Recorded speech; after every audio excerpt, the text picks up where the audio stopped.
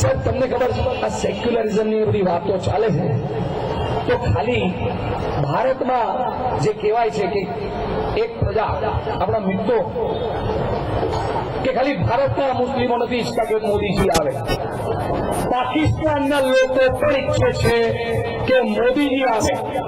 એના કારણો ખબર છે? એમને ખબર છે કે જો મોદીજી આવશે તો પાકિસ્તાન કોઈ દિવસ હુમલો કરવાનો વિચાર નહીં કરે અને પાકિસ્તાન કોઈ દિવસ સસ્તો નહીં લે, સસ્તોમાં ઇન્વેસ્ટમેન્ટ નહીં કરે. એટલા પૈસા એ લોકોના દેશના બચશે જે એ લોકોના વિકાસમાં જશે. અને જો કોઈ મૂર્ખો હિંમત કરશે પાકિસ્તાનમાંથી તો ભારત મોદી સરકારની આગેવાની હેઠળ યુદ્ધ જીતી જશે.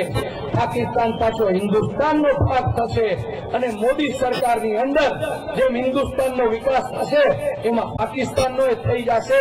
તો બંને રીતે લોકો ઈચ્છે છે કે જે થાય એ હિન્દુસ્તાનમાં સરકાર તો મોદી સાહેબની જ આવી જોઈએ.